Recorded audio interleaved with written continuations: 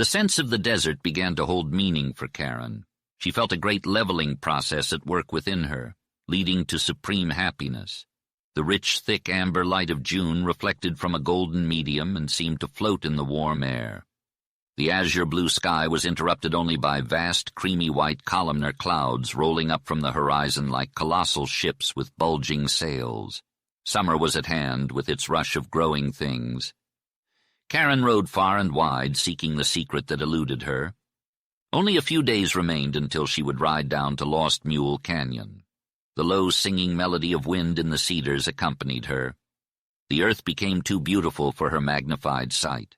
A great truth was dawning upon her, that the sacrifice of what she had held as necessary to the enjoyment of life had in fact served to rejuvenate her blood, quicken her pulse, intensify her sensorial faculties, thrill her very soul, and lead her into the realm of enchantment. One afternoon, a dull, lead-black cinder knoll tempted her to explore its bare heights. She rode up until her Mustang sank to his knees and could climb no farther. From there she attempted the ascent on foot. It was laborious, but she eventually gained the summit, burning, sweating, and panting. The cinder hill was an extinct crater of a volcano. In the center lay a deep bowl, wondrously symmetrical, and of a dark, lusterless hue. Not a blade of grass or plant grew there. Karen conceived a desire to go to the bottom of this pit. She tried the cinders of the edge of the slope, which had the same consistency as those of the ascent she had overcome. But here there was a steeper incline. As Karen stood on the rounded rim, a rush of daring overtook her. It was as though she wore 7-league boots, and nothing could stop her. Fear was replaced by an exhilarating emotion that consumed her entirely. Danger didn't matter. She strode down with giant steps, plunged, started avalanches to ride them until they stopped, leaped, and finally fell. She rolled over the soft cinders to the pit where she lay, feeling surprisingly comfortable. The pit was barely 6 feet across, and as she gazed up, she was astounded by the steep rounded slope on all sides. It was a circle with no sides, and as she looked up, she saw a round lake of deep translucent sky. The color was exquisite, a rare and beautiful blue that seemed to go on forever. Karen imagined that she could see through it to the infinite beyond and closed her eyes to rest. As her heart rate slowed to normal and her breathing calmed, she lay perfectly still. Even with her eyes shut, she could still see the sunlight filtering through the blood and flesh of her eyelids. It was a rare and piercing hue of red that she had never seen before. She had to shade her eyes with her arm to avoid the intensity of the light. The strange and rapturous glow suffused her body, and Karen felt more alone than she had ever been before. It was as though she was in her grave and dead to all earthly things, reveling in the glory of the physical that had escaped her in life. She abandoned herself to this feeling and loved the dry, dusty cinders, the crater hidden from all but the birds, the desert, the earth, and above all the sun. Karen was a product of the earth, a creation of the sun. She had been an infinitesimal atom of inert something that had quickened to life under the blazing magic of the sun. Karen felt her spirit slowly leaving her body, returning to the earth while her flesh and bones turned to dust. She had been ignorant, mindless, and absorbed in the pursuit of material gain, blind to the truth. But now she understood. She had been created a woman, belonging to nature, meant to be a mother of the future. Her love for Tristan Mitterwald and life itself had been false, a product of a false education, false standards, and a false environment that had developed her into a woman who believed in indulgence. But she knew better now. As a woman, she possessed a transcendental power to link life with the future. She had the power of the plant seed, the power of the earth, the heat of the sun, the inscrutable creation spirit of nature, and almost the divinity of God. That was the great secret, aloof for so long. That was what had been wrong with life, women who were blind to their meaning, power, and mastery.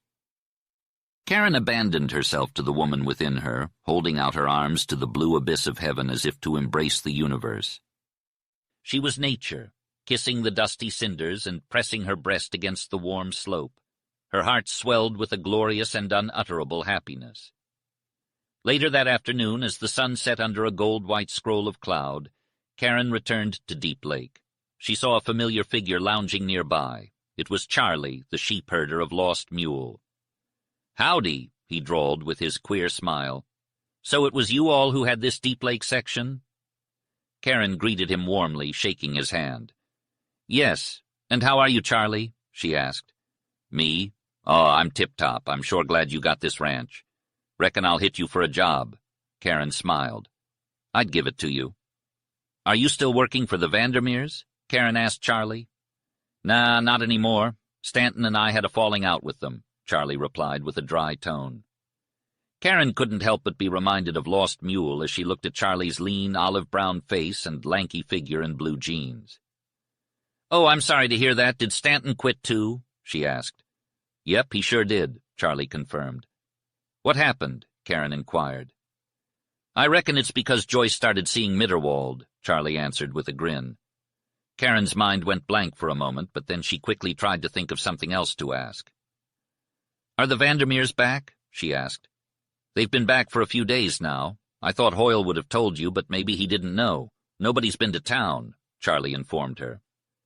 How's everyone doing? Karen asked, struggling to find the right words to say. Everyone seems satisfied, I reckon, Charlie replied. What about Joyce? How is she? Karen blurted out. Joyce is crazy about her husband, Charlie drawled with a smirk, his eyes fixed on Karen's. Husband? Karen gasped. Yep, Joyce went and did what she swore she wouldn't do, Charlie said as he got up to leave. Who did she marry? Karen whispered, feeling a sharp pain in her chest. Well, who do you think?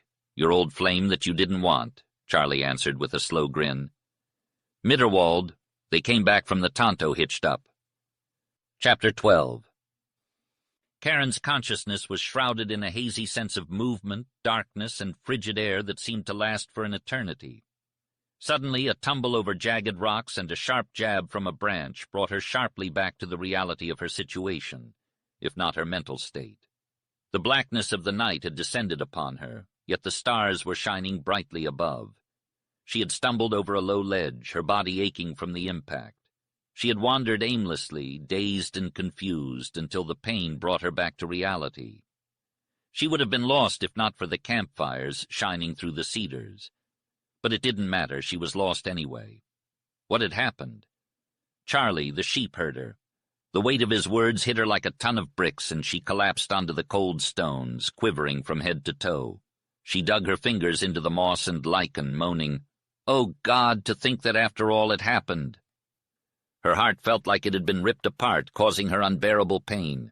She was consumed by 1,000 stinging nerves and a sickness of horror and heartbreak. She couldn't bear it. She couldn't live with it.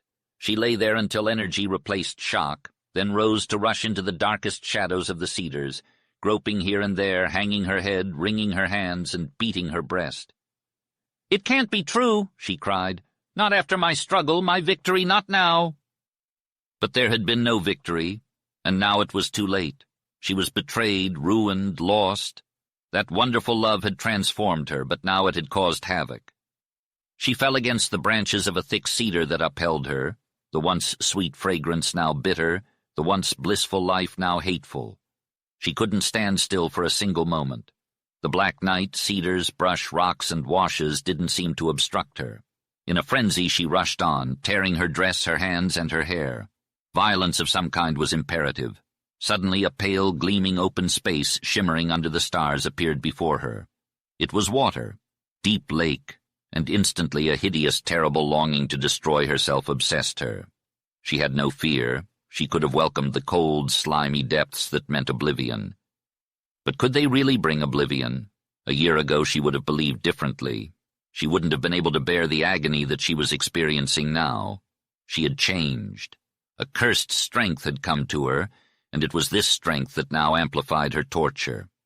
She flung her arms wide open to the merciless white stars and looked up at them. "My hope, my faith, my love have all failed me," she whispered. "They were all lies. I went through hell for them, and now I have nothing to live for. Oh, let me end it all."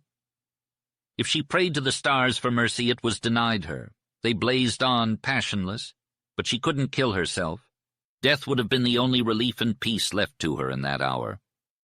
Stricken by the cruelty of her fate, she fell back against the stones and surrendered to her grief. Nothing was left but fierce pain. Her youth, vitality, and intensity locked arms with anguish, torment, and an unfulfilled love. Her strength of mind and body involuntarily resisted the ravages of this catastrophe. Willpower seemed nothing, but the flesh of her, the medium of exquisite sensation, so full of life, so prone to joy, refused to surrender. The part of her that fought terribly for its heritage. Karen lay there all night long. The crescent moon went down, the stars moved on their course, the coyotes ceased to wail, the wind died away, the lapping of the waves along the lake shore wore to gentle splash, the whispering of the insects stopped as the cold of dawn approached. The darkest hour fell, hour of silence, solitude, and melancholy, when the desert lay tranced, cold, waiting, mournful, without light of moon or stars or sun. In the gray dawn, Karen dragged her bruised and aching body back to her tent, and fastening the door, she threw off wet clothes and boots and fell upon her bed. Slumber of exhaustion came to her. As Karen opened her eyes, the light from the sun shone through the tent and cast moving shadows of cedar boughs on the white canvas. Her body ached in a way she had never felt before. Every bone seemed invested with a deep pang. Her heart felt swollen out of proportion to its space in her breast, and her breathing came slow and hurt. Her blood was sluggish, and suddenly she shut her eyes, loathing the light of day. What had happened? The brutal truth flashed over her again in a new aspect with all the old bitterness. She experienced a suffocating sensation as if the canvas had sagged under the burden of heavy air and was crushing her breast and heart. Wave after wave of emotion swept over her like storm winds of grief and passion that were loosened again, and she writhed in misery. Someone knocked on her door, and the Mexican woman called anxiously. Karen awoke to the fact that her presence was not solitary on the physical earth, even if her soul seemed stricken to eternal loneliness. Even in the desert there was a world to consider. Vanity that had bled to death, pride that had been crushed, availed her not here. But something else came to her support. The lesson of the West had been to endure, not to shirk, to face an issue, not to hide. Karen got up, bathed, dressed, brushed, and arranged her disheveled hair. The face she saw in the mirror excited her amazement and pity. Then she went out in answer to the call for dinner, but she could not eat. The ordinary functions of life appeared to be deadened. The day happened to be Sunday, and therefore the workmen were absent. Karen had the place to herself. How the half-completed house mocked her. She could not bear to look at it. What use could she make of it now? Joyce Vandermeer had become the working comrade of Tristan Mitterwald, the mistress of his cabin. Karen Oakman was his wife and the future mother of his children. The thought of losing them all was the darkest hour of her life. It consumed her like 1,000 devils. She was no longer herself, but a woman who had lost her mate. Reason, charity, and justice were gone, replaced by an abnormal, dominant, passionate, savage, and terrible force. Her hatred was unbelievable and insane. In the seclusion of her tent, she crouched on her bed, silent, locked, and motionless, but inside raged a terrible storm. Her heart was a maelstrom that would have sucked down all the men around her. Her soul was a bottomless gulf filled with the gales and fires of jealousy that were superhuman and destructive. The fury consumed all her strength, and she fell asleep. The morning brought the inevitable reaction, and she realized that this final struggle would be brief. She was unable to understand how it could end unless shock, death, or mental aberration intervened. An eternity of emotions lay between her awakening and the hour of her fall into primitive passion. That morning she looked at herself in the mirror and asked, "What do I owe you?" It was not her voice that answered. It was beyond her. But it said, "Go on. You are alone. You owe none but yourself. Go on, upward." She shuddered at the decree. How could she, all animal, all woman, all emotion, live on the cold, pure heights? Yet she owed something intangible and inscrutable to herself. Was it the thing that women lacked physically, yet contained hidden in their souls? An element of eternal spirit to rise. Because of heartbreak, ruin, and irreparable loss, must she fall? Karen wondered if the loss of her husband and children was just a test, another trial in the sum of life's struggles. She couldn't go back, nor would she go down. She made an unalterable and unquenchable decision to prove the evolution of women and enhance her own soul. She was a vessel of blood and flesh, but she had the power to carry on the progress of the ages, the climb of women out of the darkness. Karen went out to the workmen to oversee the construction of her new home. As she looked at the stretching and illimitable desert and the grand heave upward of the mountains, she lost some of her shirking fear that her loss and grief were visible to everyone. Hoyle was excited about the practical details of the building and didn't notice the havoc wrought in her. The other workmen glanced at her only casually. That afternoon, Karen mounted the most spirited of the Mustangs she had purchased from the Indians. She rode him hard and far across the desert, through the mile after mile of cedar forest, clear to the foothills. She rested there, absorbed in gazing at the desert, and upon turning back again, she ran him over the level stretches. Wind and branches thrashed her, but the violence seemed good for her. A fall had no fear for her now. She reached camp at dusk, hot as fire, breathless and strengthless. But she had earned something.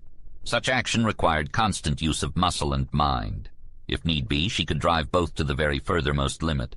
She could ride and ride until the future, like the immensity of the desert there, might swallow her. She changed her clothes and rested for a while. Karen was famished when the call for supper rang through the air. This realization only further emphasized the mockery of her grief. Love was not the sustenance of life. The need for rest and sleep was not concerned with a woman's emotions. The following day, Karen set off northward on her horse with a wild and fearless energy, as if this was just one of many rides that would save her. The foothills beckoned her, and she rode on until she reached a towering peak. Karen dismounted, feeling compelled to climb to its summit with her own strength. "Am I nothing but a weakling?" she questioned herself. "A creature ruled by the fever of the soul, thrown from one emotion to another, never the same. Yearning, suffering, sacrificing, hoping and changing, always the same. What drives me? A great city with all its attractions failed to help me realize my life. So did friends. So did the world. What can solitude and grandeur do? All this obsession of mine, all this strange feeling for simple elemental earthly things likewise will fail me. Yet I am driven. They would call me a mad woman." It took Karen a full hour of arduous, laborious climbing to reach the top of the hill. It was high, steep, and rugged, but she persisted until she finally reached the summit. She sat alone with nothing but her naked eyes and an unconscious prayer on her lips. What had happened to her? Was there a different answer here, one that didn't mock her? Karen had been a girl, not responsible for the loss of her mother, nor for the choice of her home and education. She had belonged to a certain class and had grown into womanhood in it. She had loved, and in loving had escaped the evils of her day, if not their influence. She had lived only for herself, but now her conscience had awakened. Too late. She had abandoned the shallow and selfish lifestyle of modernity. She had awakened to the true essence of womanhood, fought against its seductive allure, and emerged victorious. She had discovered the joys of working hard, of finding solace in solitude, of the promise of love, home, and motherhood. However, she had only come to realize these things too late for happiness. "Now it's clear," she muttered to herself. "That's what happened. It's all in the past now. Is there anything left for me? If so, what?"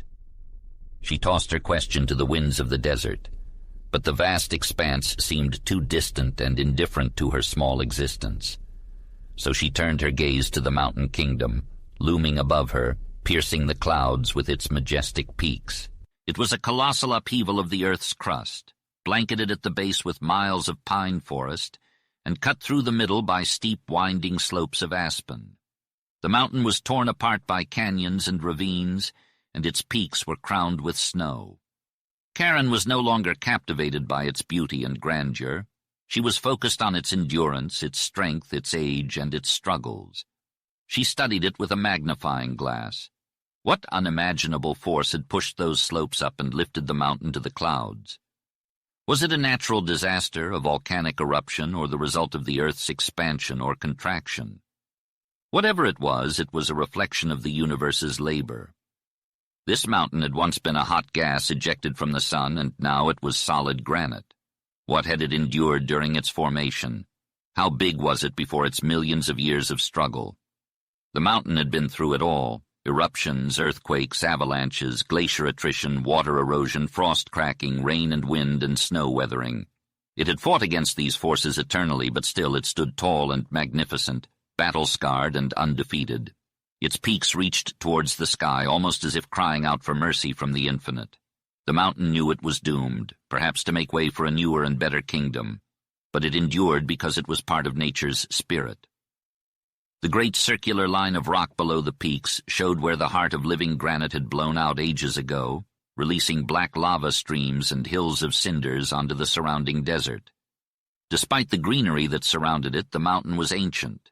Each looming gray wall was a massive monument to its mastery over time. Every deep-cut canyon, every cavern and cave, every avalanche-carved slide, and every fan-shaped talus was convincing proof to any spectator that the mountain was just a frail bit of rock. Its life was short and little, cursed by nature. Change must happen, and it would unknit the very knots of the center of the earth. However, the mountain's strength lay in its sublimity of defiance. It would endure until the last grain of sand. The mountain was dead, without spirit, yet it taught a grand lesson to anyone who cared to observe. Life was only a small part of nature's plan. Death and decay were just as important to her inscrutable design. The universe had not been created for the ease, pleasure, and happiness of man. If nature's secret was to develop a spirit through all time, Karen knew she had it within her. The present meant little. Karen concluded that she had no right to be unhappy. Tristan Mitterwald was never Karen's to claim. She had failed him, and in doing so she had failed herself. Life and nature were not to blame, nor was love. She had come to realize that unhappiness was merely a change, and that happiness was just another form of change. What mattered most was to see life for what it was, to understand it, to feel it, to work for it, to fight for it, and to endure it. Karen knew that it wasn't her fault that she was here, but it would be her fault if she left this world a poorer person for her failure. She refused to be small or to give up. She still had her senses, and she could still feel the sun, the wind, and the nip of frost. She refused to slink away like a coward just because she had lost the love of one man. She would not hate Joyce Vandermeer for making Tristan happy. Instead, she would embrace the changes that had come her way and use them to become a better person. Karen turned away from the mountain kingdom and looked towards her future with a profound and sad and far-seeing look. She knew that someday, somehow, there would be recompense for all that she had lost. She would hide her wounds and have faith that time would heal them. And to prove her strength and sincerity, she set herself the ordeal of riding down to Lost Mule Canyon. Karen didn't wait long to embark on her journey. She set out early one June morning, riding her best horse and taking a sheep trail across the country. Although the distance by road was much farther, Karen wanted to challenge herself. The morning was cool, sparkling, and fragrant. Mockingbirds sang from the topmost twigs of cedars, doves cooed in the pines, and sparrowhawks sailed low over the open grassy patches. Desert primroses showed their rounded pink clusters in sunny places, and here and there burned the carmine of Indian paintbrush. Jackrabbits and cottontails bounded and scampered away through the sage. Karen knew that this journey was just the beginning of her transformation. She was determined to find strength, to endure, and to become a better version of herself. The desert was alive with movement and color on this June day, and the dry scent of the air was as familiar as ever. Karen rode her Mustang, a horse that had grown accustomed to the long and grueling rides across the desert. Her weight was nothing to him, and he kept up his steady lope for miles. As she approached Lost Mule Canyon, however, Karen slowed her horse to a trot, then a walk. The sight of the canyon's deep red walls and green floor was a shock to her.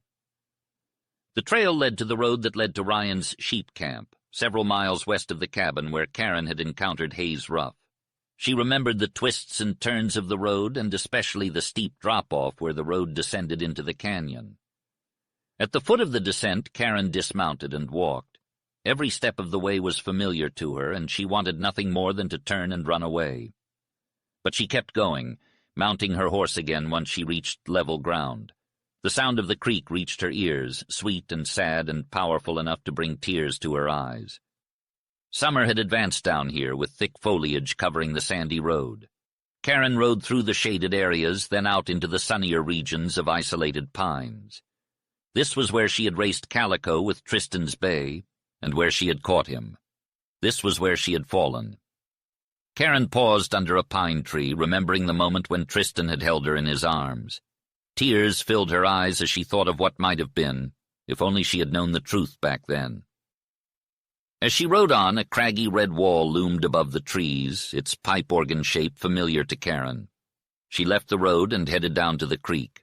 Sycamores and maples and massive boulders, along with mossy ledges that hung over the water, and a towering pine tree marked the spot where Karen and Tristan had shared their lunch on their last day together. Karen's Mustang trotted into the clear water and stopped to drink. Through the trees, she spotted the sunny, red-earthed clearing that was Tristan's farm. She looked, fought with herself, and bit her trembling lip until she tasted blood. Then she rode out into the open. The entire west side of the canyon had been cleared, cultivated, and plowed. Karen refused to look any further. She did not want to see the spot where she had given Tristan his ring and parted ways with him. She rode on, knowing that if she could pass West Fork, her courage would rise to complete this ordeal. It was the places that she feared, places that she had loved while blindly believing that she hated them. The narrow gap of green and blue split the looming red wall, and Karen knew she was looking into West Fork. The cabin was still standing, and the pang in her chest was fierce. She faltered at the crossing of the branch stream, almost giving up.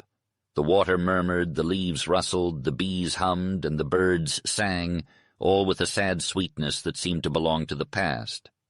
The trail leading up West Fork was like a barrier. She saw horse tracks and boot tracks that she recognized well, and it shook her heart. There were fresh tracks in the sand, pointing in the direction of Lolomi Lodge, where Tristan now lived. Karen strained her will to keep fighting her memory. The glory and the dream were gone. Karen urged her Mustang into a gallop with a touch of the spur. The splashing ford of the creek, the still eddying pool beyond, the green orchards, the white lacy waterfall, and Lolomi Lodge. Nothing had changed, but Karen felt as though she was returning after many years. Slowly she dismounted and climbed the porch steps. The vacant doorway and eerie silence suggested that no one was home, but Karen knew better. Suddenly Mrs. Vandermeer and Joyce appeared. "You dear girl, I'm so glad," exclaimed Mrs. Vandermeer, her voice quivering with emotion. "I'm glad to see you too," responded Karen, bending to receive Mrs. Vandermeer's embrace. Karen noticed that Joyce seemed different, more like a woman now, beautiful and eager, yet strained and white. Joyce cried out in joy and enveloped Karen in a tight embrace, followed by a warm, quick kiss. Karen was shocked, yet thrilled by the enthusiastic welcome. It was clear that the situation was strained, but the gladness in Joyce's voice touched Karen deeply. She had not fully understood the depth of Western friendship. "Have you seen Tristan?" asked Joyce breathlessly. "Oh no, not yet. I just rode up the trail." "Where is he?" replied Karen, regaining her composure as the nervous agitation of the two women subsided. "He was here a moment ago," panted Joyce. "Oh, Karen, we're going crazy. We only heard an hour ago that you were at Deep Lake. Charlie rode in and told us. I thought my heart would break. Poor Tristan, when he heard it. But never mind me. Jump on your horse and run to West Fork." Joyce's spirit was as strong as her arms as she hurried Karen across the porch and down the steps. "Climb on and run, Karen, if you only knew how happy he'll be that you came." Karen mounted her Mustang and wheeled it around, but she had no response to Joyce's singular, almost wild exultance. Then, like a shot, the spirited Mustang bolted down the lane towards West Fork. Karen's heart swelled with wonder as she pondered the unexpected and generous surprise of her arrival. Would it bring as much joy to Mitterwald as it had to Joyce? The thought thrilled her, and she set off down the lane, the wind whipping her face as the red walls became a blur. She swerved the Mustang at the trail, but didn't slow him down. He sped under the great pines and around the bulging wall. As she approached the rocky incline leading to the creek, Karen pulled the fiery animal to a trot. The water was low and clear, and as she forded it, fresh, cool drops splashed onto her face. She spurred the mount once again, and the trees and walls rushed by as she traveled up and down the yellow bits of trail and over the brown mats of pine needles. Finally, she saw the little gray log cabin in the sunlight with a tall figure standing in the doorway. The canyon seemed to tilt as she rode into the blue sky, but she managed to sustain her composure. Upon reaching the cabin, she reined in the Mustang and cried out, "Hello, Tristan, look who's here." He threw up his sombrero and yelled, "Whoopee!" in a voice that echoed through the canyon.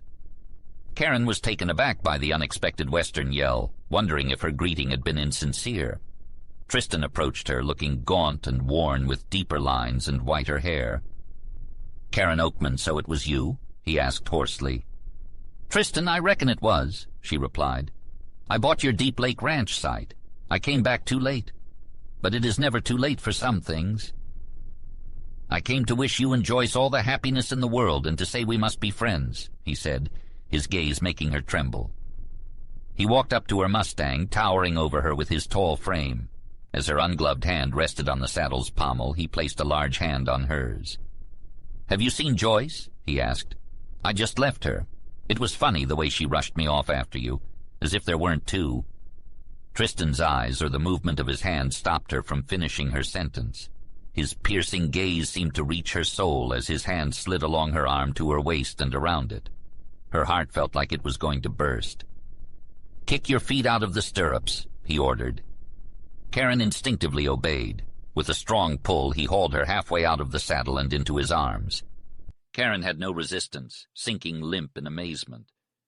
Was this a dream? Swift and hard, his lips met hers repeatedly. "Oh, my God, Tristan, are you mad?" she whispered, almost swooning. "Sure, I reckon I am," he replied huskily, pulling her all the way out of the saddle. Karen would have fallen if it weren't for his support. She was all instinct, unable to think. The amazement and sudden horror faded before the fires of her heart. "Kiss me," he commanded, and Karen would have done so even if it meant death. His face blurred in her dimmed sight, and she wondered if it was a strange smile. Then he held her back from him. "Karen, you came to wish Joyce and me happiness?" he asked.